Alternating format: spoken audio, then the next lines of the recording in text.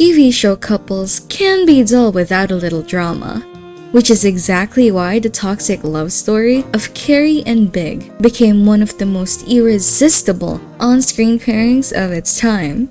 Let's break down how these two navigated passion and conflict that kept viewers on the edge of their seats for over 2 decades, starting with the initial sparks during their first encounter. Mr. Big and Carrie's first encounter was a classic bumped each other in the street setup. But for Carrie, this wasn't just any regular first meeting. She had just walked straight from proving her hypothesis that women, like men, can indeed have casual sex by leaving her ex, Kurt, before he even got his turn in bed.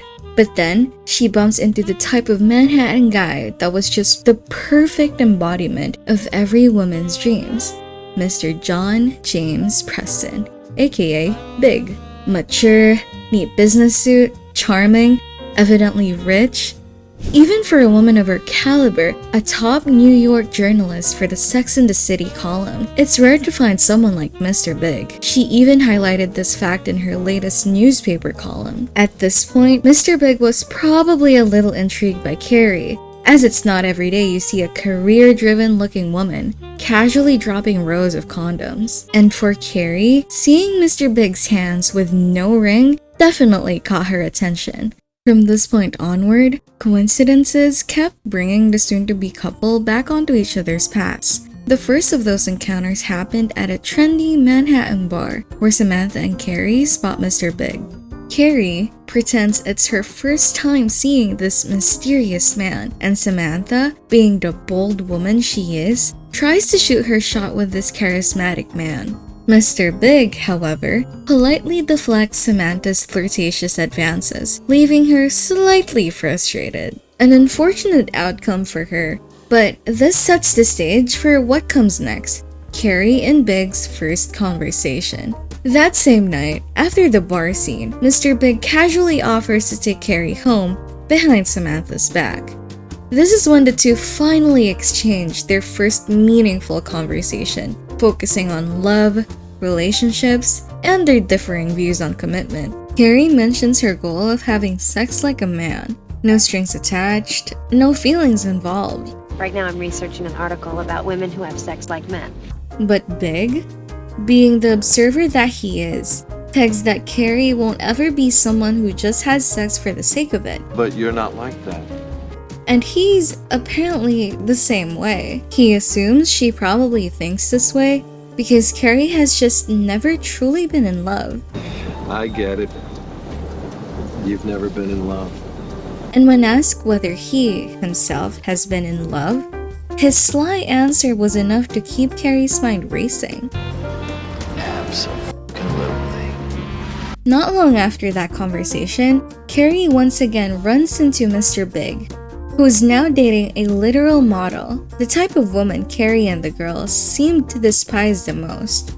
But despite the awkward circumstances, Mr. Big was quick to work his charismatic flirting skills and won Carrie's heart on yet another unexpected, unplanned meetup. You just want to be with the one that makes you laugh. Know what I mean? Lots of coincidences and exchanged flirtations later, the two finally set up a formal meetup for one of Samantha's PR functions. Despite Carrie's excitement, though, this event would serve as the gateway to the first signs of Big's commitment and reliability issues. Because not only does he call off their plans at the last minute, but he also briefly inserts himself into the scene where Carrie and a guy named Sam are enjoying each other's company, only to leave before Carrie can even acknowledge him or speak. And this tendency of Mr. Big to neglect promises and disrespect Carrie's time only got worse from here.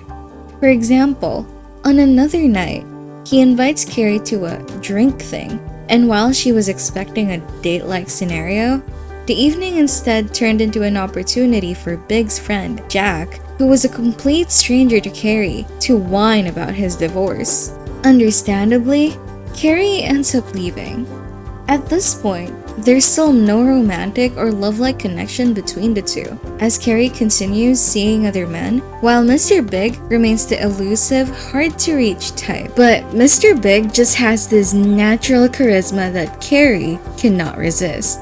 So when he finally arranges a proper dinner date, Carrie lights up with smiles and excitement. And from there on, it was a slippery slope of flirtation and magnetic tension that kept drawing them back to each other. Because even when Carrie had promised herself she'd never sleep with Mr. Big without some form of commitment or clarity, their first formal date was immediately and undeniably intimate. However, the more Carrie knows Mr. Big, the more she discovers his glaring red flags, such as the mysterious and evasive aspects of his personality. For one, when the couple ran into Big's colleagues, he didn't introduce Carrie at all, and since they also always ate at the same restaurant, she has never met any of Big's friends, and he flat out missed her bus ad celebration. Where's Mr. Big?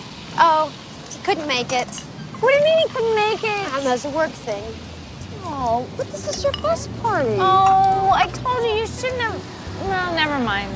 She began putting two and two together and figures that Big is probably deliberately keeping her secret. Eventually, all these clues led to the couple's first tense confrontation in Big's apartment. You won't introduce me to your friends.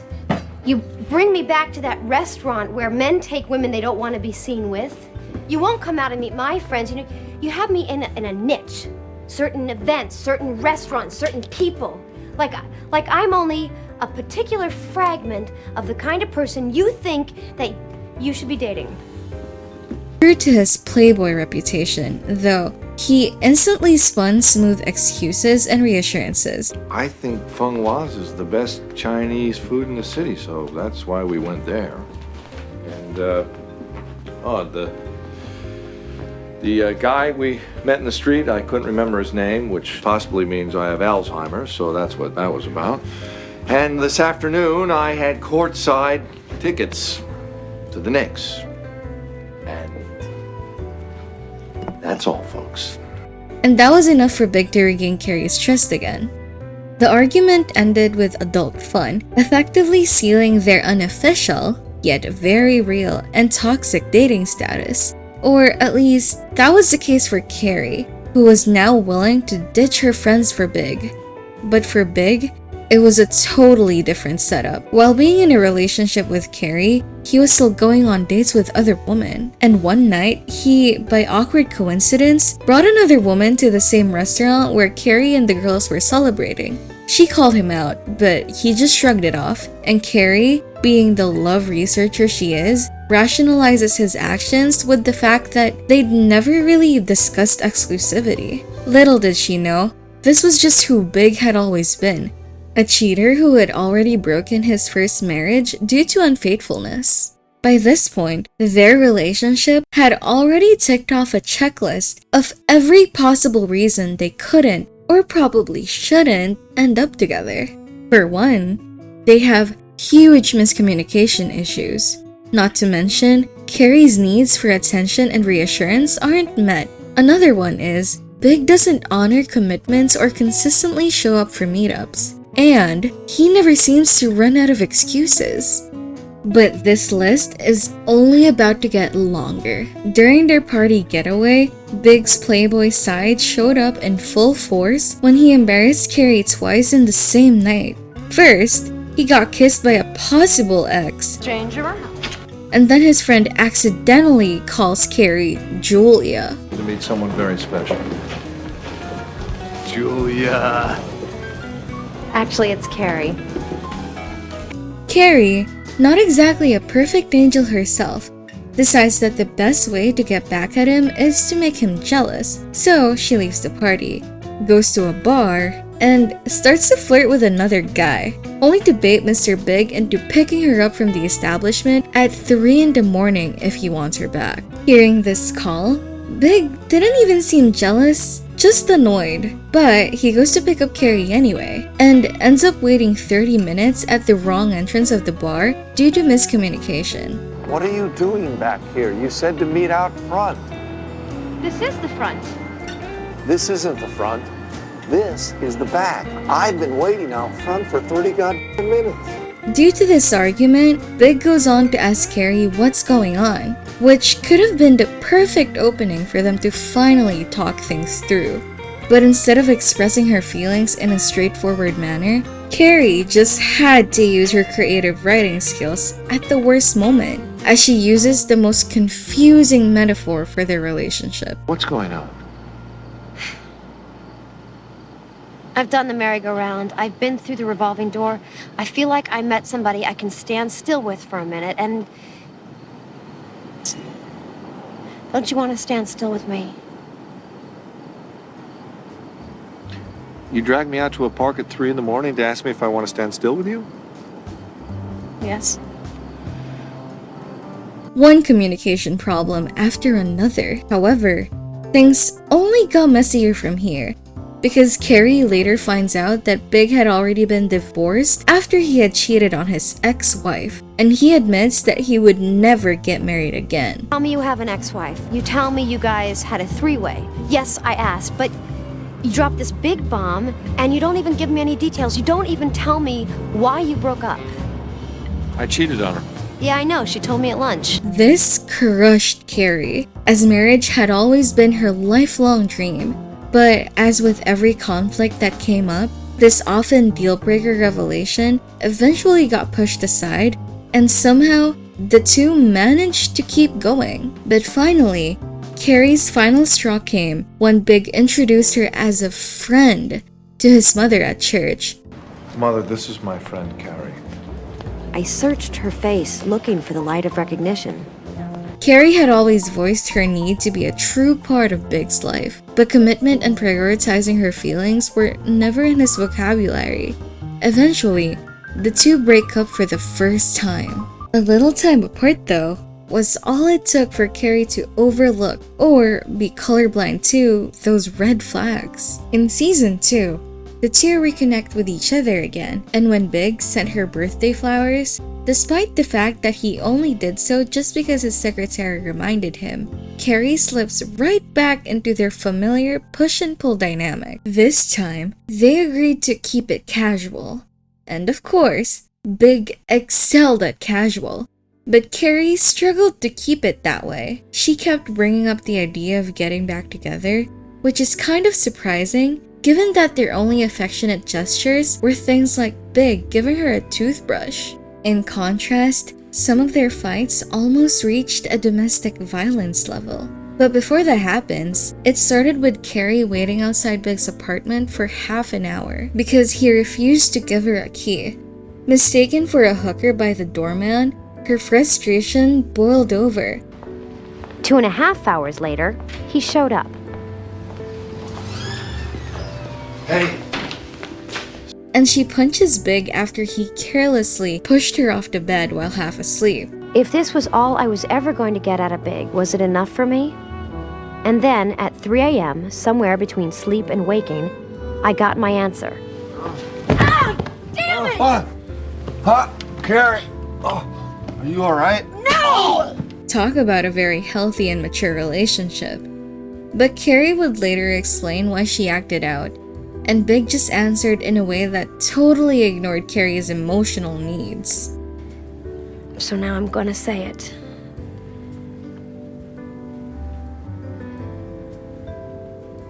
I feel like I'm back in your life, and nothing has really changed, and I know you can't change a man, and you definitely can't change a man like you, but I still want something to change a little bit. After not contacting each other for several days, Big knocked on Carrie's door, explaining the reason behind why he didn't give her the key to his apartment, all while sporting a big black eye on his face. Look, maybe you need a key to know that I'm crazy about you. But the thing is, I've given out, like, 5 keys. And you never get them back. For some reason, this bare minimum communication effort of Big was enough to erase every red flag that kept resurfacing from Carrie's mind. And they slept together in Carrie's apartment, cuddling in each other's arms. Soon, Big gives Carrie this infamous bird purse as a gift. But not sure how to react, she accidentally blurts out the forbidden 3 words to any casual relationship. I didn't know what to say except, I love you. And Big's response was, You're welcome. I'll just wait for you outside. Carrie thought he might just need more time to say the words back. So, when the two met up for dinner, she was almost sure that Big was about to confess them, with all the romantic setup and everything. But it turns out that all he had to say was this. Listen, there's something I've been meaning to tell you ever since the night I gave you the purse. Yeah? You can take it back if you don't want it. That became the first night I wanted to tell Big, I hate you. Carrie once again decided to get back at him by flirting with another man. This time named Jeremiah. Big catches wind of this mini affair, and after a heated confrontation over the phone with Carrie, Big finally says the words, Well, I fucking love you. All right? You know I do. Hey, good morning. But it's just a tough thing for me to say because it always seems to get me in trouble when I say it. Okay? Carrie felt butterflies as soon as she heard this, even while Jeremiah was literally still in her bed. But more red flags kept appearing between this OG couple, from small ones like Big hating when Carrie left anything at his apartment, to big ones like him revealing too late that he might move to Paris for work. Actually, there's a possibility I'm not going to be here this summer. I may have to move to Paris for work, just for a while. For how long a while? I don't know.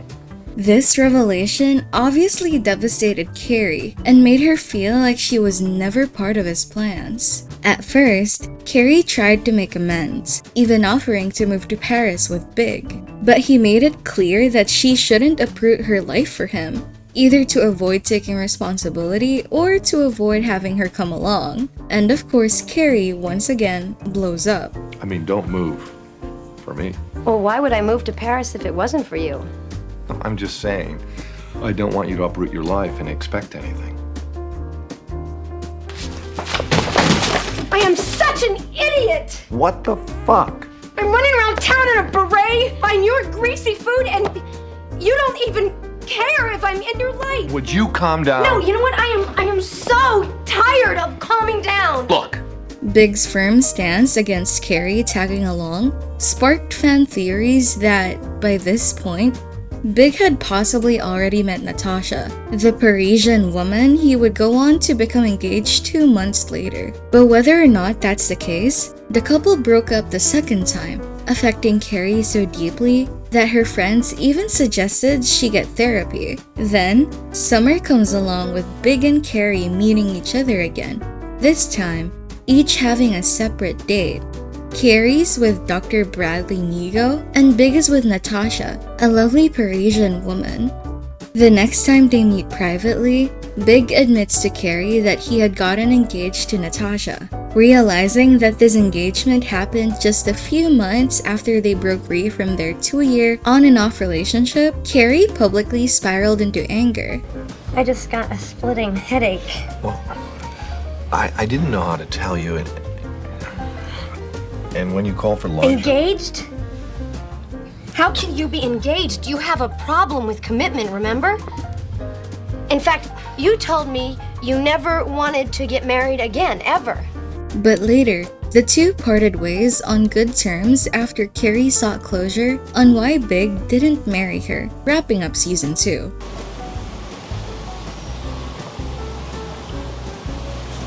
Your girl is lovely, Heather. By season 3, the couple's dynamic transitioned from just running into each other to a full-on secret affair. Near the start of the season, we see Carrie falling for Aiden Shaw, who was perhaps Big's complete opposite. emotionally available, tries to be romantic, kind, and doesn't create drama every 5 minutes.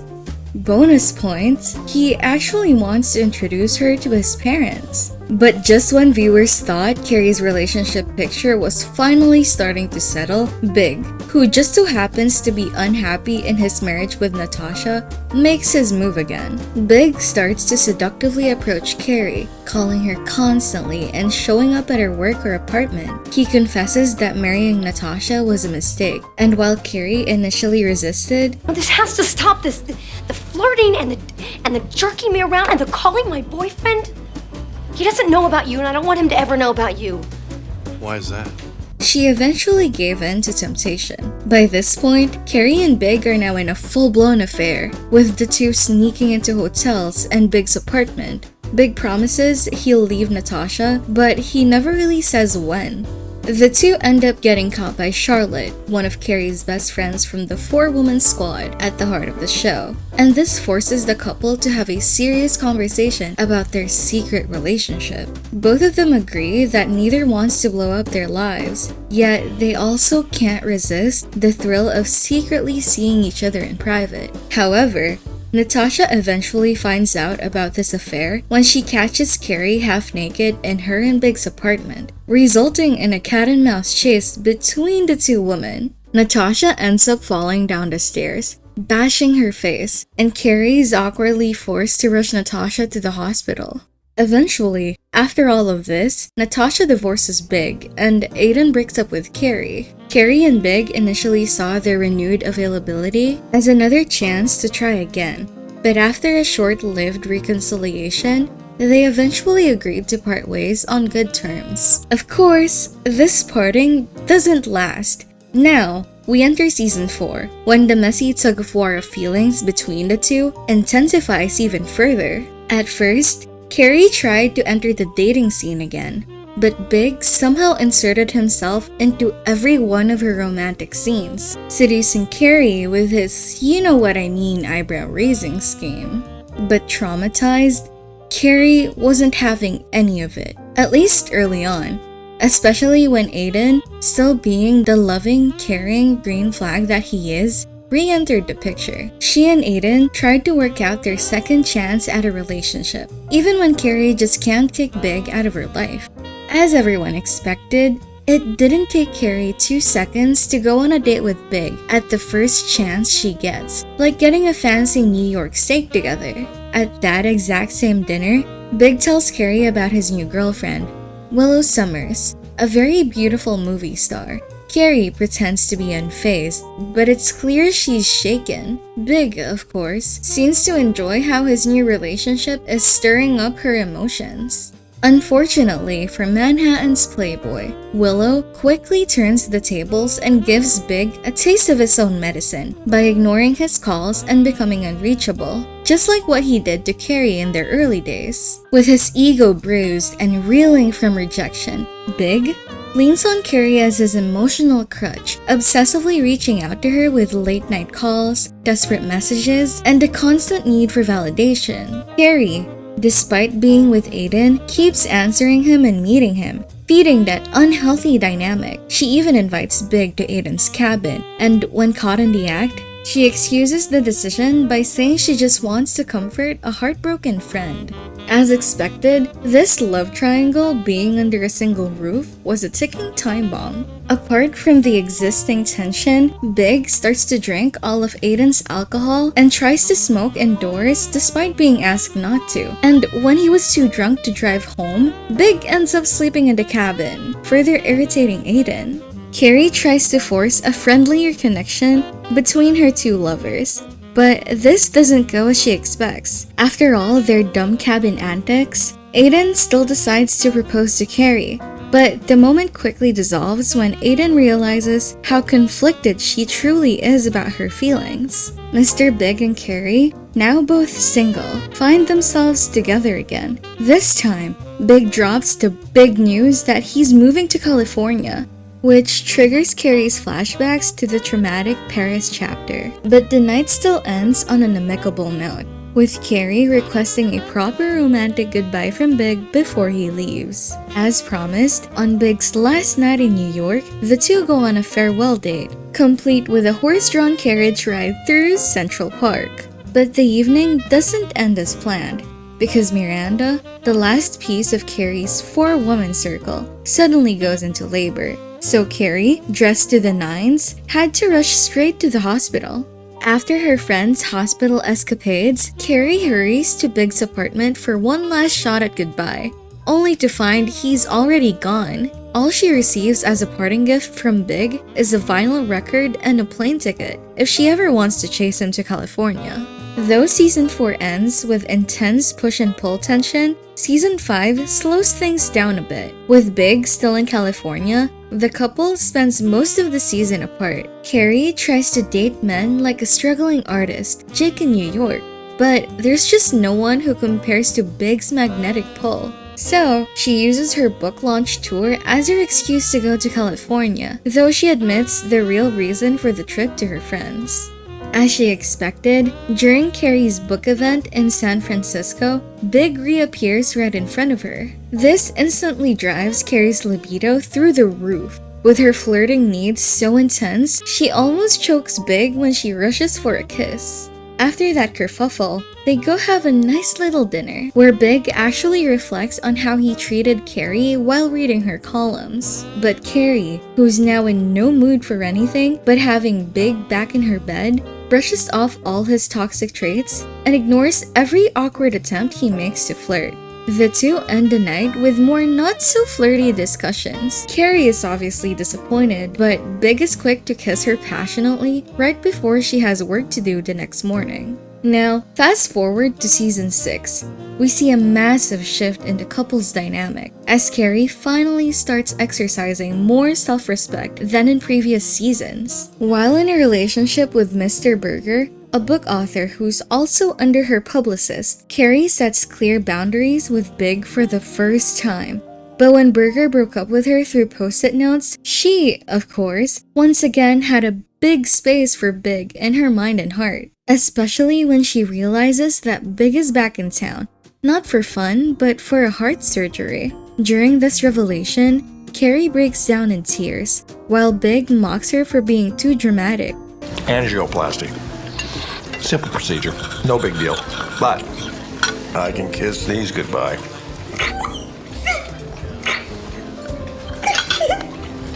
Carrie, calm down. Come on, don't be such a sissy. It's nothing. They do 1,000,000 of these a day.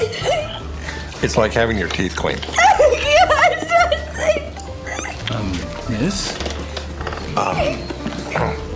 She's fine. Could you bring some extra napkins? And some violins?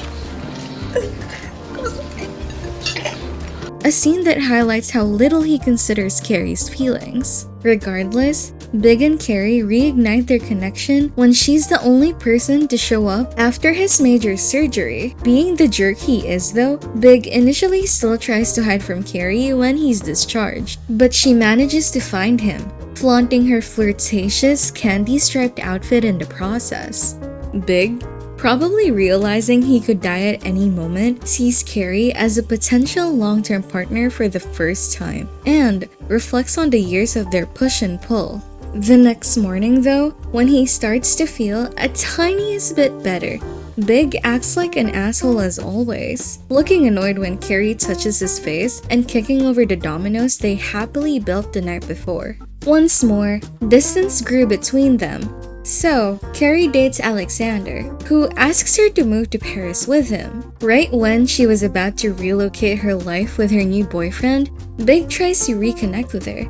After she ignores his messages, Big visits her in person, and this time, she's the one who drops the "I'm gonna move to Paris" bomb, just like what he did to her in the first season. I'm starting to feel like that chick again. I won't be here tomorrow. I'm leaving for Paris tonight. Paris? Wow. You're finally taking that vacation, huh? It's not a vacation. I'm going there with a man that I'm in a relationship with. He's wonderful, and I'm happy. So please don't feel bad about anything. Goodbye. When Big tries to portray her as the one at fault for their ambiguous relationship, Carrie finally lashes out, unleashing everything she's been holding in until that moment. Are you moving to Paris? When were you going to tell me? Oh, come on. It's a joke, Carrie. You do this every time. Every time! What, do you have some kind of radar? Carrie might be happy it's time to sweep in and shit all over it? What? No, look, I came here to tell you something. I made a mistake. You and I... You and I, nothing! You cannot do this to me again! You cannot jerk me around! Carrie, listen, it is different. Oh, it's never different. It's 6 years of never being different.